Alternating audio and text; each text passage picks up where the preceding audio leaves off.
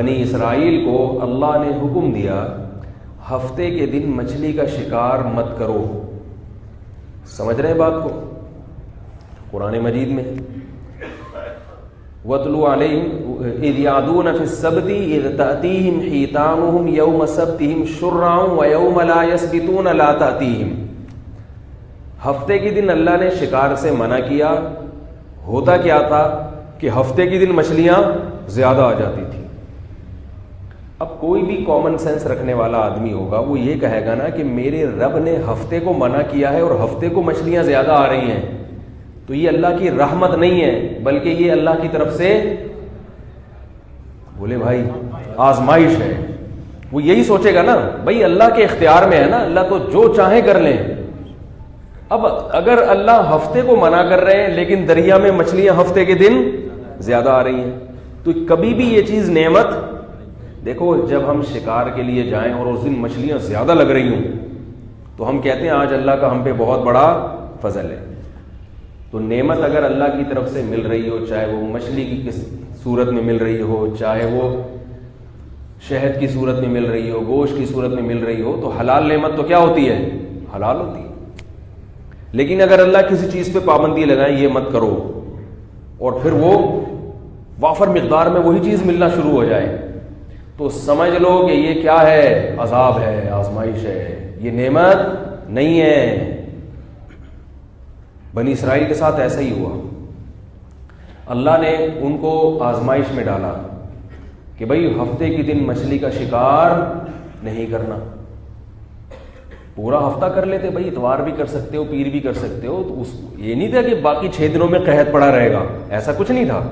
باقی 6 دنوں میں بھی ملیں گی, ہفتے کو اور زیادہ ہو جائیں گی. تو آزمائش ہے. اسی طرح اللہ نے آزمایا ایک اور قوم کو کہ اللہ تعالیٰ کی عادت ہے نا کہ جب آزماتے ہیں نا بعض دفعہ تو وہ چیز بڑھا دیتے ہیں. قرآن مجید میں ہے کہ صحابہ کرام کو اللہ نے فرمایا یا ایھا الذین آمنوا لا تقتلوا الصید وانتم حرم.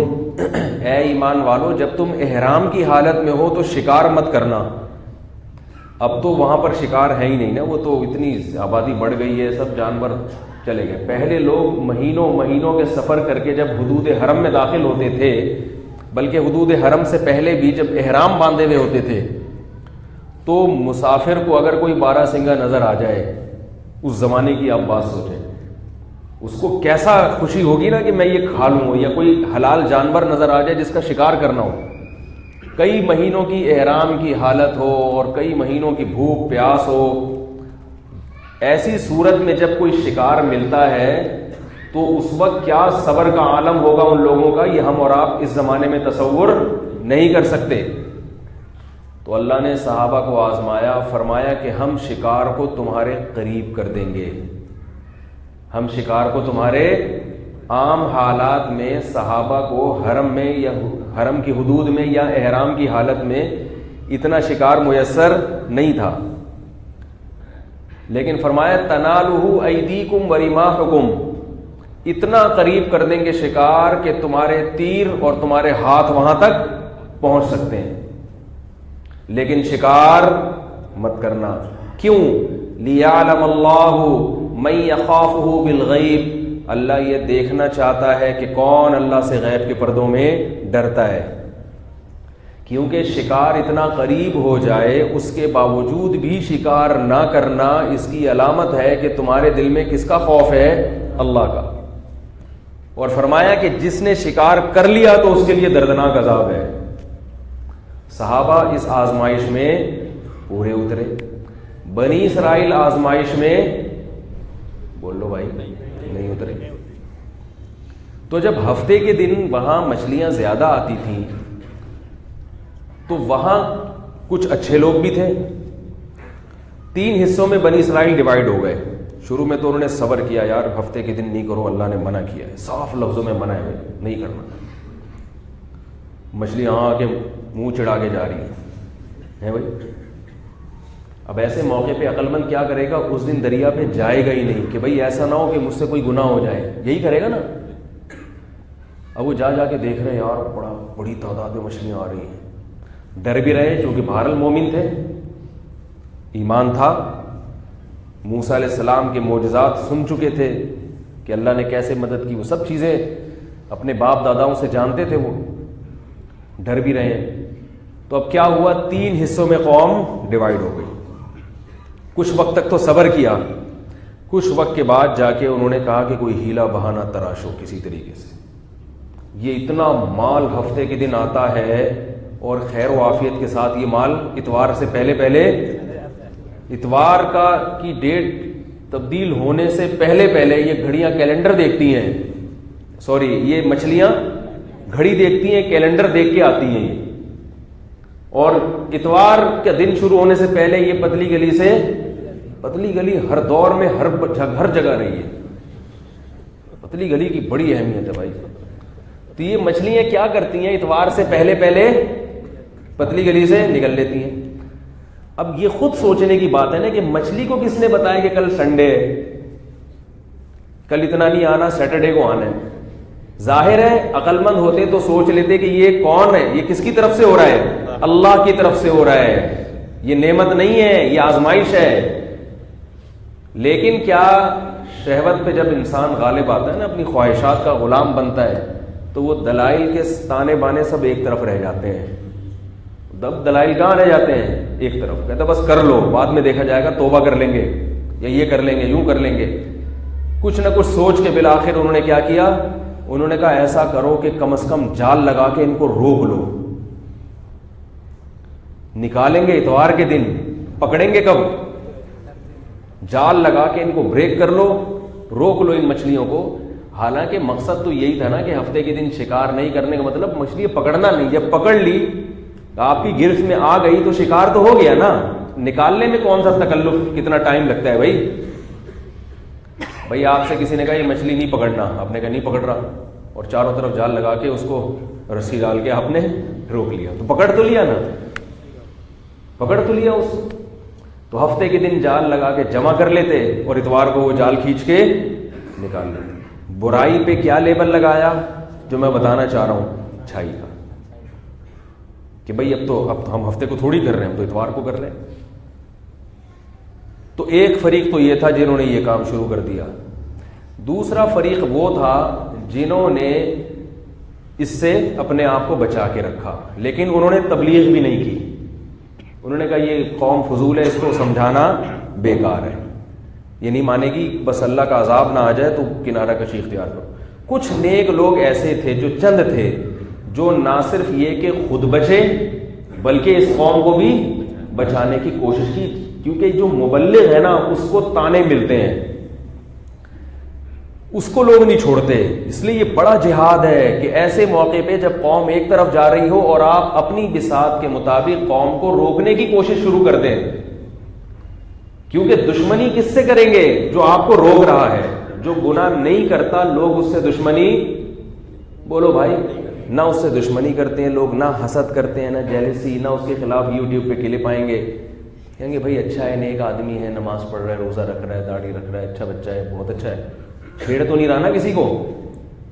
اگر چھیڑنا شروع کر دیں, چھیڑنے سے مراد یہ نہیں کہ بس تبلیغ شروع کر دے بھی یہ غلط ہو رہا ہے, میڈیا پہ یہ غلط ہو رہا ہے, یہ ہمارے ملک میں غلط ہو رہا ہے, اسلام کے نام پہ ایک چیز بنی تھی, یہ غلط ہو رہا ہے. وہ یہ بھی نہیں کہ وہ پولیس لے کے پہنچ رہا ہے وہاں پہ, ڈنڈا لے کے, اس زبان سے بیچارہ بول رہا ہو, لوگ نہیں چھوڑتے. میں نے بھی کچھ دن پہلے بیان کیا تھا نا کہ بہت سخت مجبوری میں, شدید مجبوری میں زوجہ پہ ہاتھ اٹھانے کی شریعت نے گنجائش دی ہے. کتنے نپے تلے الفاظ, سخت مجبوری میں, بلا ضرورت نہیں. اور مجبوری بھی سخت ہو اور بقدر ضرورت ہو, تو اس سے صاف پتہ چلتا ہے کہ ہر عورت پہ ہاتھ اٹھانا جائز نہیں ہے. نبی نے کبھی نہیں اٹھایا اپنی زوجہ پہ ہاتھ. لیکن اگر کوئی بالکل ہی آؤٹ آف کنٹرول ہے, قابو میں نہیں آ رہی, تو گھر بچانے کے لیے, گھر بسانے کے لیے, تاکہ طلاق کی نوبت نہ آئے, مرد کو اجازت دی ہے اللہ نے کہ اعتدال کے ساتھ ہاتھ اٹھا سکتا ہے. یہ بات میں نے کہہ دی, پارسل کر دی. پھر جو کمنٹس آئے ہیں, اتنے بےہودہ کمنٹس, اتنے گرے ہوئے اخلاق سے کمنٹس, تو مجھے بڑا افسوس ہوا لوگوں کے کمنٹس دیکھ کے. خیر اس سے ہم نے کہا ہم نے تو اپنی بات کریں گے, تو کمنٹس تو آئیں گے ہی لوگوں کے. تو جو بھی کرے گا نا تو چھیڑے گا معاشرے کو، چھیڑے گا، وہ بھی چھیڑے گا. پھر لوگ کہتے ہیں کہ ہم سے ہمارے مطلب کی بات کریں. بھائی کیسے بات کریں؟ اللہ اس کے رسول صلی اللہ علیہ وسلم نے معاشرے کی اصلاح کے لیے جو باتیں بتائی ہیں انہی باتوں میں ہماری خیر خواہی ہے. اس کو آپ چھوڑ کر مغرب کو فالو کرو گے تو تباہ و برباد ہو جاؤ گے. تو میں یہ عرض کر رہا تھا کہ بنی اسرائیل نے کیا کیا کہ وہ مچھلیاں کیا ہوئی، ہاں تو ایک طبقے نے کیا کیا، ہمت کر کے ان کو باقاعدہ روکنا شروع کیا، مخالفت بھی برداشت کرنی پڑی. جب جو مبلغین تھے، تبلیغ کرنے والے، انہوں نے قوم کو روکا، غلط کر رہے ہو، غلط کر رہے ہو، غلط کر رہے ہو. جب بھی آپ کسی کے مذہب پر پابندی لگائیں گے تو اس کو غصہ تو آئے گا.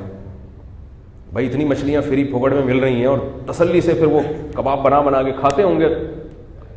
تو جب اللہ بھی مہلت دیتے ہیں کہ بھائی شاید توبہ کر لے، شاید توبہ کر لے، شاید توبہ کر لے، تو جو مبلغ تھے انہوں نے روکا. تو یہ جو درمیانی طبقہ تھا نا، جو گناہ سے بچ تو رہا تھا مگر تبلیغ نہیں کر رہا تھا، قرآن میں آتا ہے اس درمیانی طبقے نے تبلیغ کرنے والوں کو سمجھایا کہ تم ایسی قوم پہ اپنی صلاحیتیں کیوں خرچ کر رہے ہو کہ جن کو اللہ نے تباہ کرنے کا ارادہ کر لیا. لِمَ تَعِظُونَ قَوْمًا اللَّهُ مُهْلِكُهُمْ.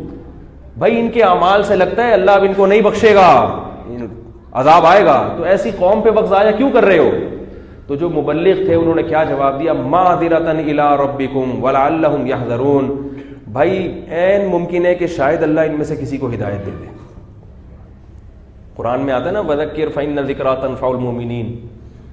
مومن کو فائدہ ہو جاتا ہے نصیحت کا. اور کہنے لگے اگر فائدہ نہیں بھی ہوا تو ہم اللہ کے سامنے قیامت میں پیش کر دیں گے، اللہ ہمیں عذاب سے بچا لینا کیونکہ ہم ان لوگوں کو منع کیا کرتے تھے.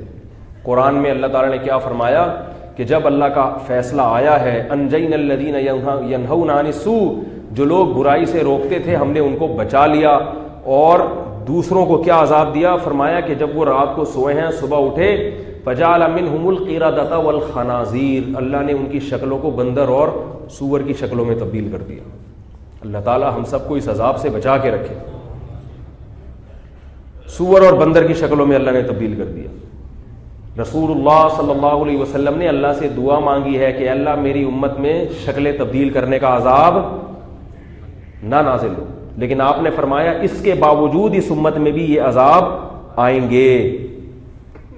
فرمایا قرب قیامت میں صحیح حدیث ہے کہ جب گانے باجے اور شراب عام ہو جائے گی، ناچنے والیوں کی کثرت ہو جائے گی. دیکھو ناچنے والے نہیں کہا، ناچنے والیاں، کیونکہ ناچنے والے کو اتنے شوق سے نہیں دیکھا جاتا، ناچنے والیوں کو زیادہ شوق سے دیکھا جاتا ہے. وہ زیادہ بے حیائی پھیلاتے ہیں. ناچنے والوں کے پورے کپڑے ہوتے ہیں اور ناچنے والیاں نیم برہنہ ہو کے ناچتی ہیں.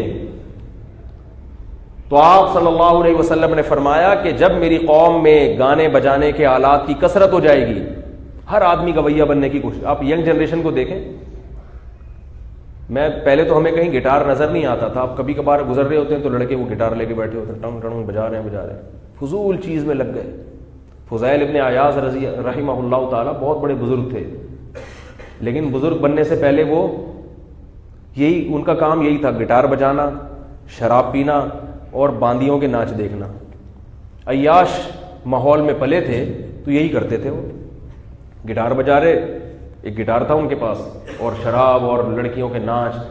پھر دو روایتیں اس میں. ایک روایت تو جو مجھے یاد پڑتا ہے وہ یہ ہے کہ کہیں چھلانگ لگا کے جا رہے تھے دیوار، تو ایک دم غیب سے آواز آئی، الم یأن للذین آمنوا ان تخشع قلوبہم لذکر اللہ. قرآن کی آیت ہے 28ویں پارے، کہ ایمان والوں کے لیے اب تک وقت نہیں آیا کہ ان کے دل اللہ کے خوف سے دہل جائیں.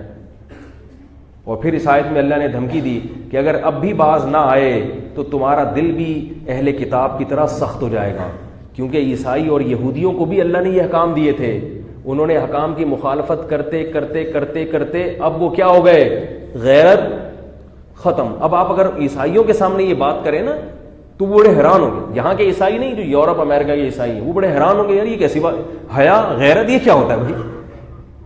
بہت حیران ہوں گے یہ کیسی. میں نے بتایا تھا نا جمعے کے بیان میں کہ اس پر بھی بعض حیران ہوتے ہیں، شراب پیے بغیر خوش کیسے ہیں. تو اللہ فرماتے ہیں کہیں تمہارے دل پر ایسی مہر نہ لگ جائے. ابھی تو تم گناہ کر رہے ہو نا، احساس ہو رہا ہے کہ غلط ہو رہا ہے، اللہ غلط ہو رہا ہے، ایسی مہر لگا دوں گا کہ گناہ کرو گے تو یہ ندامت بھی ختم ہو جائے گی اگر اس گناہ کو نہ چھوڑا. تو یہ قرآن کی آیت ہے. الم یأنی للذین آمنوا، کیا ایمان والوں کے لیے وقت نہیں آیا. فضیل ایک روایت میں آتا ہے کہ وہ گٹار سے آواز آنا شروع ہو گئی، وہ بجا رہے ہیں تو بجائے اس کے کہ موسیقی کی آواز نکلے، وہاں سے یہ آیت قرآن مجید کی آیت کی آواز نکلنا شروع ہوئی کہ کیا ایمان والوں کے لیے وقت نہیں آیا کہ ان کے دل اللہ کے خوف سے دہل جائیں. فوراً اسی وقت گٹار پھینک دیا اپنا، فوراً گٹار پھینکا اور فرمایا قد آن یا ربی، اے میرے رب وہ وقت آ چکا ہے، اے میرے رب آ گیا وہ، بس ختم. وہ ان کو احساس ہو گیا کہ یہ کسی انسان کی اتفاقی آواز نہیں ہے جو کسی انسان نے کہی ہو، یہ کس کی غیبی آواز ہے جو اللہ کی طرف سے مجھے تنبیہ کی گئی ہے. اور اللہ تنبیہ بھی اس طرح ایسے لوگوں کو کرتے ہیں جن کے یا تو ان کے ماں باپ کی کوئی دعا ہوتی ہے. بعض دفعہ والدین نے اپنی اولاد کے لیے دعائیں مانگی ہوتی ہیں نا بہت، تو اولاد غلط راستے پہ چل رہی ہوتی ہے، دعاؤں کی برکت سے اللہ اس کے ساتھ کوئی ایسا معاملہ کر دیتے ہیں جس سے اس کا رخ پھر جاتا ہے.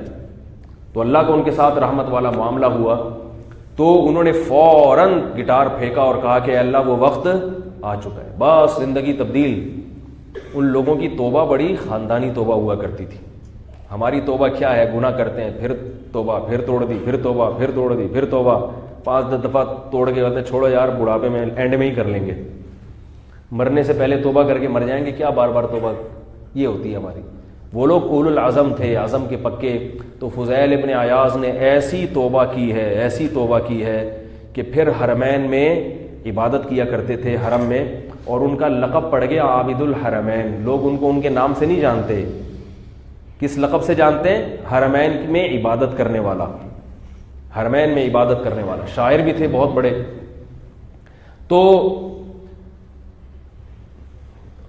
فضیل ابن عیاض رحمہ اللہ تعالی نے توبہ کی. کیا بات کر رہا تھا میں؟ یہ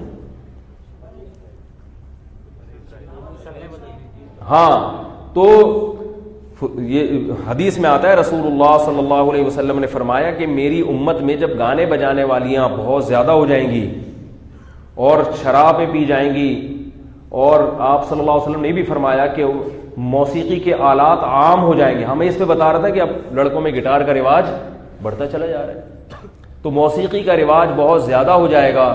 تو آپ صلی اللہ علیہ وسلم فرمایا فیکون مسخ و فسخ، تو زمین میں دھسنے کے واقعات بھی شروع ہو جائیں گے اور شکل مسخ ہونا بھی شروع ہو جائیں گے. شکل مسخ کے واقعات تو میں نے ابھی نہیں سنا، زمین میں دھسنے کے واقعات تو آپ کے یوٹیوب پر بھی موجود ہیں. اور یہ نبی نے، یہ لوگ حیران ہوتے ہیں گورے تو ناچتے ہیں، وہ تو کیا کچھ نہیں کر رہے، انہیں تو کچھ بھی نہیں ہوتا. تو بھائی وہ کافر ہے. نبی نے یہ نہیں فرمایا کہ کافروں پہ اس طرح کے عذاب آئیں گے. نبی نے کیا فرمایا؟ میری امت پہ. دیکھو اس وقت بنی اسرائیل تھے، انہوں نے اللہ کی نافرمانی کی کہ مچھلیوں کا شکار کر لیا، ان پر فوراً عذاب آیا. کیا اس زمانے میں کافر نہیں ہوں گے جو اس سے بھی بڑی بڑی نافرمانیاں کر رہے ہوں گے؟ انہیں تو نہ اللہ نے بندر بنایا، نہ انہیں اللہ نے خنزیر بنایا.